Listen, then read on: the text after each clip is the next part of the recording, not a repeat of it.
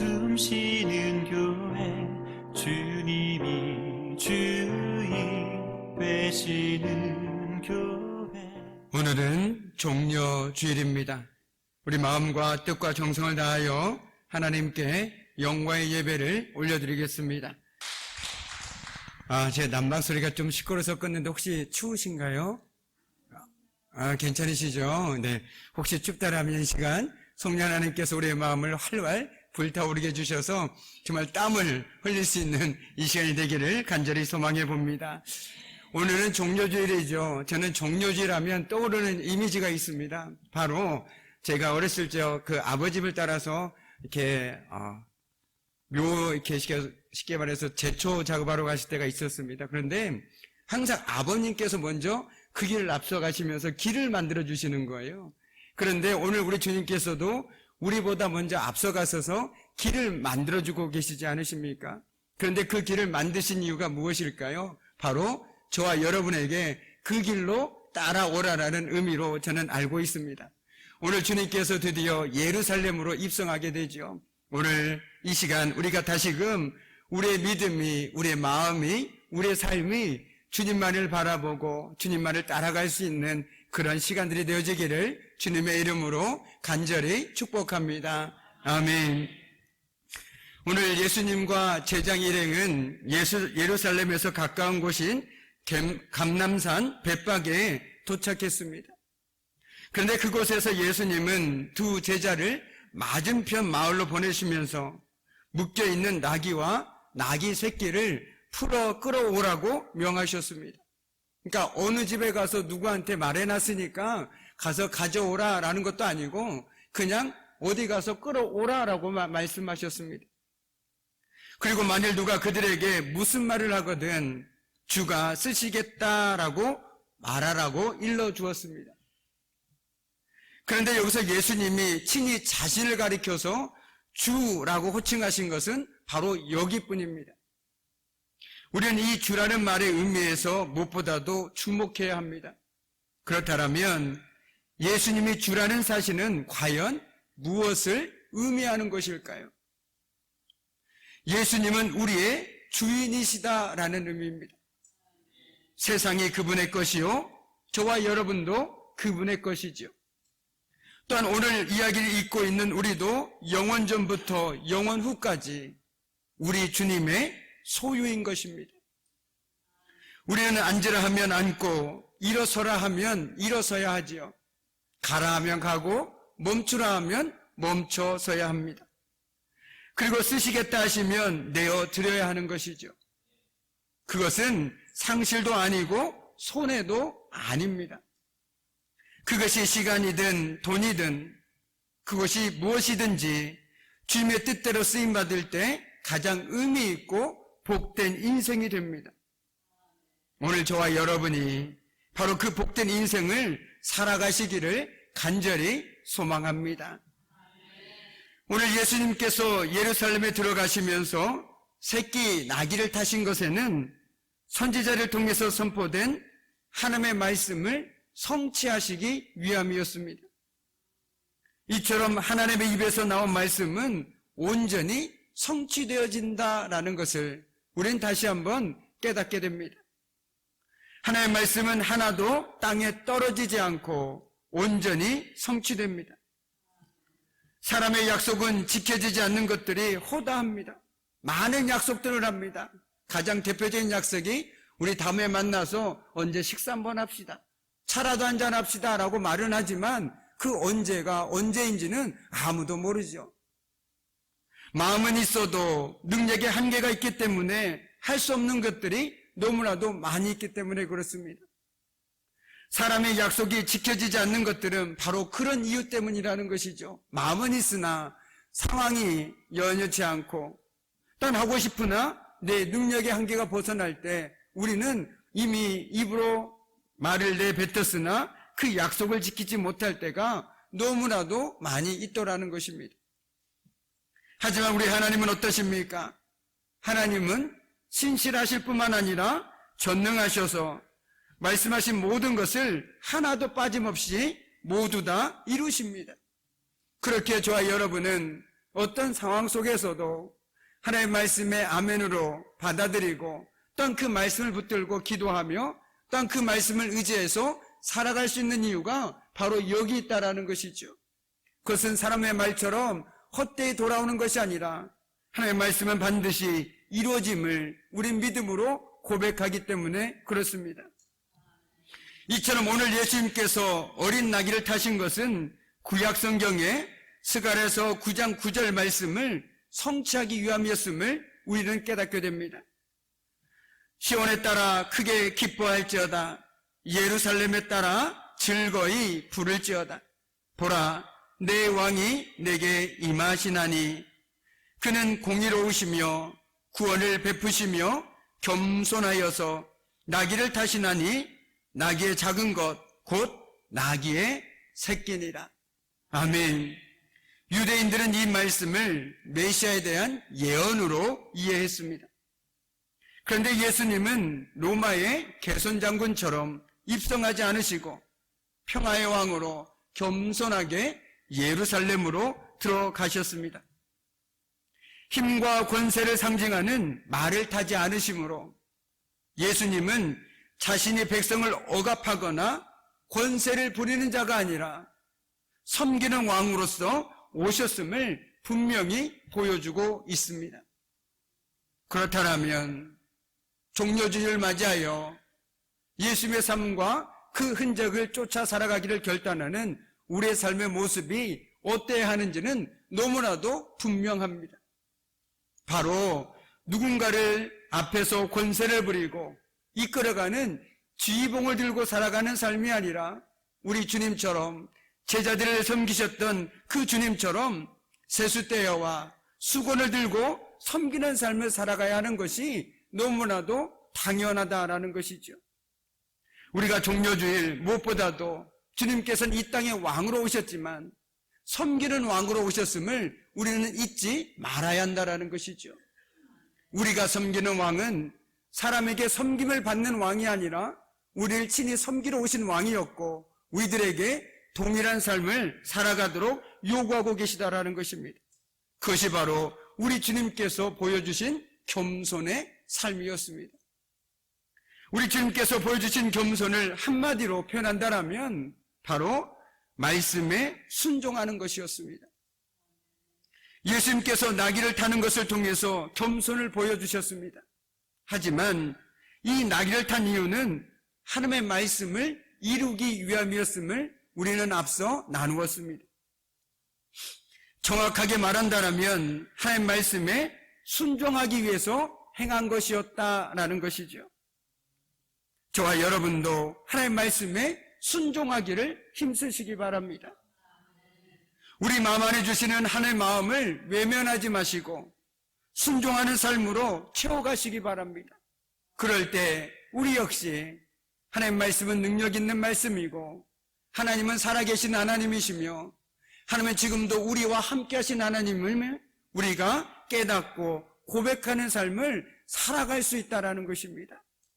왜 내 삶에는 하나님의 은혜가 느껴지지 않을까? 왜 내 삶 속에서는 하나님이 느껴지지 않을까? 그걸 묻기에 앞서서 나는 과연 하나님의 말씀을 듣고 그 말씀에 순종하는 삶을 살아가고 있는지를 먼저 물어보아야 하는 것이죠. 내가 순종하는 삶을 살아갈 때 당연히 그 순종하는 삶을 통해서 하나님의 은혜가 우리 삶 가운데 열매를 맺게 될 것입니다. 오늘 예수님의 두 제자에게 알려주신 마을로 가서 나귀와 어린 나귀를 풀어오라고 명하셨지요. 두 제자가 예수의 말씀에 순종하기 위해서는 어떻습니까? 예수님을 온전히 믿어야 합니다. 사실 이 본문은 제가 목사고시를 치를 때 설교 본문으로 나왔던 성경 본문이었습니다. 그런데 이 말씀 속에서 제가 아직도 기억하는 것은 하나님께서 말씀하시면 순종해야 한다라는 제목으로 설교를 작성했던 것을 기억합니다. 그런데 오늘 예수님의 제자, 두 제자가 예수를 믿지 못했다라면 갈 수 없는 길이었습니다. 설령 예수님께서 말씀하셨더라도 예수를 믿지 못한다라면 그걸 어떻게 가능하겠냐라고 말하지 않겠습니까? 여기 어떤 사람이 있습니다. 아주 친한 친구죠. 그런데 그 친구가 친하긴 하지만 이 친구가 말을 믿을 만할 때도 있고 믿지 못할 때도 있습니다. 그러면 그 친구가 내가 저기 어디에 뭘 맡겨놨으니까 가서 가져와. 내가 이미 다 말해놨어. 라고 얘기했을 때 그 친구를 믿는다라면 아무 의심 없이 갈 것입니다. 그런데 이 친구가 정말 말해놓은 걸까? 나한테 농담하는 것일까? 믿을 수가 없으니 갈 수도 없고 안 갈 수도 없고 이러지 않겠습니까? 이것이 바로 우리의 삶의 모습이 아닙니까? 그런데 오늘 주님의 제자들은 어떻습니까? 아무것도 묻지도 않고 따지지도 않았습니까? 예수님 어디로 가야 합니까? 우리가 그것을 어떻게 할 수 있습니까? 우리들에게 증표를 보여주십시오. 그래야 우리도 믿음으로 가지 않겠습니까? 라고 한마디도 하지 않았다라는 것이죠. 왜 그렇습니까? 예수님을 믿었기 때문입니다. 예수님께서 말하시면 반드시 그곳에 나귀와 나귀 새끼가 있을 것이고 내가 그 사람에게 주가 쓰시겠다라고 말하면 그 사람이 주님이 말씀하신 것처럼 반드시 보내줄 거라는 확신과 믿음이 있었기 때문에 그들은 그냥 갔습니다. 왜요? 예수님이 말씀하셨으니까. 그러면 이것을 오늘 상황에 바꿔서 우리 삶 속에서 그것을 적용해 본다라면 우리가 하나님께서 말씀하셨으니까 우리 역시 묻지도 않고 따지지도 않고 갈 수 있어야 된다라는 것입니다. 이것이 하나님께서 요구하시는 우리의 믿음이라는 것이죠. 그것을 바로 성경적으로 바꿔 얘기한다라면 순종이라고 바꿔 표현할 수 있는 것입니다. 순종이라는 것은 그래서 결코 억지로 하는 것이 아닙니다. 내가 하나님을 믿기 때문에 그 믿음의 발걸음이 순종인 것이지 다른 목적을 가지고 이유를 가지고 순종하는 것은 결코 하나님께서 기뻐하시는 순종이 될 수가 없음을 우리는 깨달아야 된다는 것이죠. 한마디로 순종에는 어떤 불순물도 섞여져 있어서는 안 됩니다. 그냥 하나님께서 말씀하셨으니까 그냥 나에게 어떤 결과가 오든 그대로 순종하는 것. 이것이 바로 하나님께서 기뻐 받으시는 순종이라는 것이죠. 우리 기도 역시 마찬가지 아닙니까? 우리가 기도했을 때 기도의 응답은 나에게 달려있지 않다라고 우리 늘 고백하지 않습니까? 무슨 말입니까? 응답은 하나님께 있으니까 우리는 그 결과에 연연하지 않겠다라는 것입니다. 제가 한 가지만 여쭤보겠습니다. 우리 사도 바울이 자신의 약함 때문에 하나님께 3번 간구했다라고 고린도후서에 기록되어 있지 않습니까? 사도 바울은 기도의 응답을 받았을까요? 기도의 응답을 받지 못했을까요? 네? 못 받았다고, 대부분은 다 못 받았다고 생각합니다.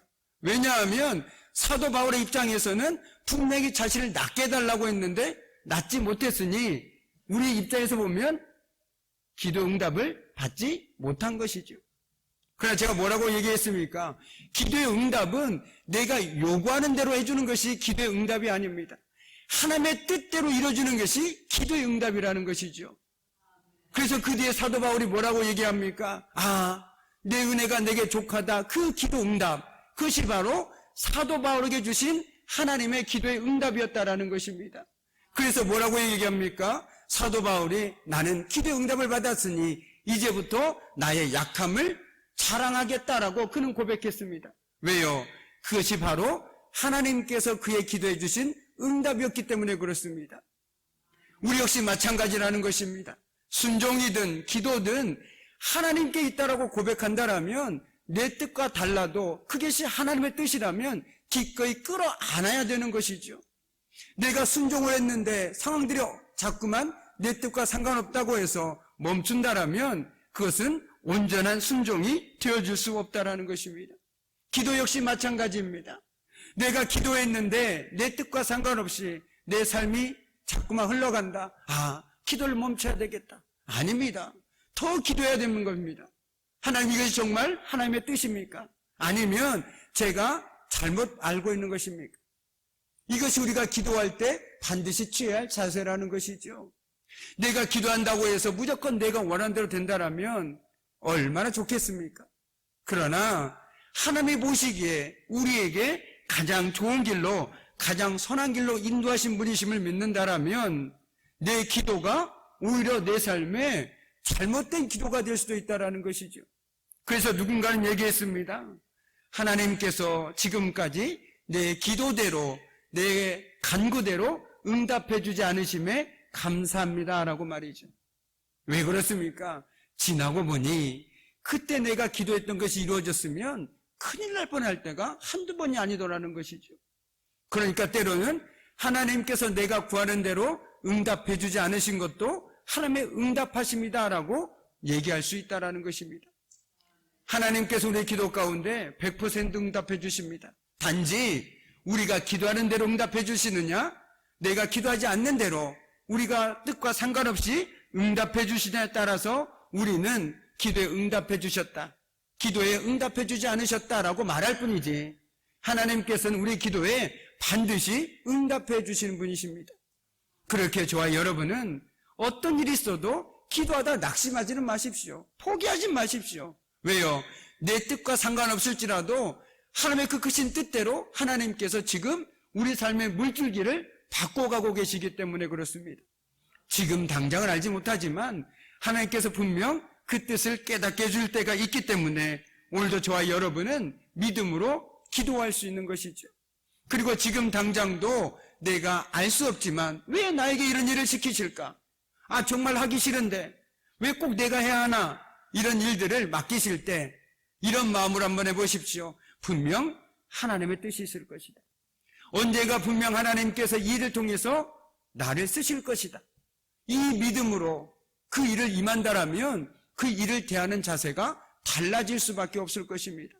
그런데 우리가 무엇인가를 할 때 꼭 내가 왜 해야 되나? 다른 사람도 있는데 나 바쁜데 왜 일을 해야 하지? 라고 하는 사람이 있다라면 결코 하나님의 은혜를 누릴 수가 없다라는 것이죠.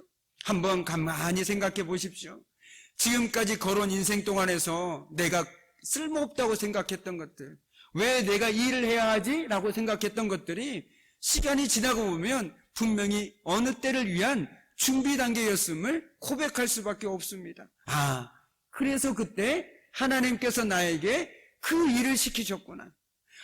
그때 그래서 하나님께서 나에게 이 만남을 허락해 주셨구나. 그 사람을 만나게 해주셨구나라는 것들을 깨닫게 되고, 우리는 하나님의 은혜 가운데 살아가는구나 라는 것을 고백할 수밖에 없다라는 것이죠. 그래서 저와 여러분에게 우연이란 없습니다. 운명도 없습니다. 그 모든 것들이 하나님의 은혜 가운데 이루어지고 있음을 고백한다라면 우리가 삶의 아주 작은 일에도 어떻게, 어떤 마음가짐으로 해야 하는지는 너무나도 분명하다라는 것이죠. 오늘 다시 말씀으로 돌아와서 오늘 두 제자는 자신의 경험도 믿지 않았습니다. 오직 예수님의 말씀만을 신뢰했고 그 말씀만을 따라갔습니다. 그랬더니 어떻습니까? 그들은 순종하는 편을 선택한 것이죠. 우리 역시 때로는 주님의 명령이 실현 가능성이 전혀 보이지 않을 수도 있습니다. 하지만 그럴지라도 묵묵히 순종하는 것이 믿는 자의 바른 삶의 태도인 것이죠. 우리가 축구전들 예를 들어보겠습니다. 내가 이거 갖다 준다고 뭐가 바뀔까? 내가 그 사람 놓고 기도한다고 뭐가 달라질까? 괜히 쓸데없는 짓 하는 것 아닐까? 이건 인간적인 생각이죠. 하나님께서 함께 하신다라면, 하나님께서 함께 하시면 어떤 일이 일어날지 우리는 알지 못하지 않습니까? 그냥 우리는 흘려보낼 뿐입니다. 내가 받은 은혜 흘려보낼 뿐이고, 내가 받은 복음 흘려보낼 뿐이고, 하나님께서 그 과정 가운데 역사해 주시는 것이지 내가 하는 게 아니라는 것이죠. 자꾸만 나를 지울 때 하나님이 선명하게 보이기 시작합니다. 자꾸만 나를 지울 때 내 생각이 지워지게 됩니다. 하나님의 말씀이 우리 삶 가운데서 더 크게 들리고 더 크게 드러나게 되는 것이죠. 오늘 우리 역시도 마찬가지로 주께서 우리에게 무슨 일을 하도록 말씀하실 때, 감동을 주실 때 감당할 만한 능력도 주시기 때문에 무조건 순종하는 사람은 하나님의 놀라운 역사를 경험할 수 있다라는 것이죠. 하나님께서 저와 여러분에게 어떤 일을 맡기실 때 그것을 감당할 수 있는 능력도 함께 주신다라는 것입니다. 우리는 주님이 행하신 오병이의 기적을 통해서 이 사실을 확실히 깨닫게 됩니다. 주님께서 제자들에게 무리를 위해서 먹을 것을 준비하라고 하셨을 때 제자들은 어땠습니까? 대부분 불가능하다라고 생각했습니다. 그들은 돈도 없었거니와 설사 돈이 있다 해도 광야에서 그 많은 사람들을 먹을 것을 구한다는 것은 불가능한 일이라고 생각했기 때문입니다. 이러한 제자들의 생각은 결코 틀린 생각이 아니었습니다. 자그마치 5,000명이나 되는 그 많은 사람을 위해 양식을 준비한다는 것은 당시로서는 거의 불가능해 보였기 때문입니다. 하지만 인간적인 계산으로는 도전이 불가능하게 여겨질 것일지라도 주님께서 함께 하실 때는 충분히 가능하게 됩니다. 인간적인 계산으로는 1+1은 2 아닙니까?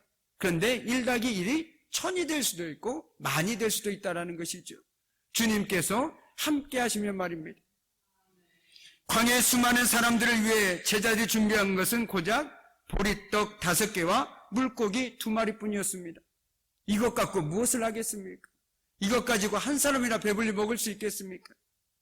그런데 어떻습니까? 제자들이 믿음으로 순종했을 때 무리들이 모두 배불리 먹고 남아서 거둔 부스러기만도 12바구니를 채울 정도로 였습니다. 이처럼 하나님의 역사는 순종하는 작은 믿음을 통해서 온전히 드러나게 됩니다. 오늘 우리가 비록 보잘것없고 작은 것일지라도 나의 전부를 주님 앞에 올려드린다면 주님은 그것을 사용하셔서 또 다른 오병이의 기적을 우리 삶 가운데 나타내실 줄 믿습니다. 순종하는 믿음이 하나님의 위대한 역사를 일으키므로 주께서 명하신 일들에 대해서는 머뭇거리지 말고 즉시 순종하는 저와 여러분이 되어야 하겠습니다. 나귀를 부르신 주님이 이번에는 저와 여러분을 부르십니다. 내가 너를 쓰겠다. 내가 너를 쓰겠다라고 우리를 부르실 때 주저하지 않고 주님, 제가 주님께 쓰임받길 원합니다. 그 믿음으로 순종하시기를 바랍니다. 부족하지만 주님의 명령에 겸손히 기쁨으로 순종하는 삶을 통해서 저와 여러분의 삶의 자리에, 가정에, 교회에, 그리고 이 지역사회에 하나님의 놀라운 역사가 드러나는 삶을 살아내는 저와 여러분이 되기를 주님의 이름으로 간절히 축원합니다. 아멘. 우리 시간 함께 기도하도록 하겠습니다. 하나님 아버지, 예수님께서는 나귀를 타는 것을 통해서 겸손을 보여주셨지만 또한 이는 하나님의 말씀에 순종하기 위해서 행한 것이었습니다. 이 시간 하나님께서 인정하시는 겸손은 하나님 말씀에 순종하는 모습임을 깨닫게 되어집니다. 주님께서 내가 너를 쓰겠다 부르실 그때 우리도 주저하지 않고 겸손함으로 순종하게 하여 주옵소서. 예수님의 이름으로 간절히 기도드립니다. 아멘. 이제는 우리 주 예수 그리스도의 은혜와 아버지 하나님의 말할 수 없는 사랑하심과 성령의 사귐과 임재와 다스리심이 주님께서 내가 너를 쓰겠다 부르실 그때 주저하지 않고 겸손함으로 순종하며 살아가기를 결단하는 모든 성도들의 삶과 그들의 가정과 일터와 사업장 위에 그리고 사랑하는 자녀들 위해 이제부터 영원토록 함께 하시기를 간절히 축원하옵나이다. 아멘.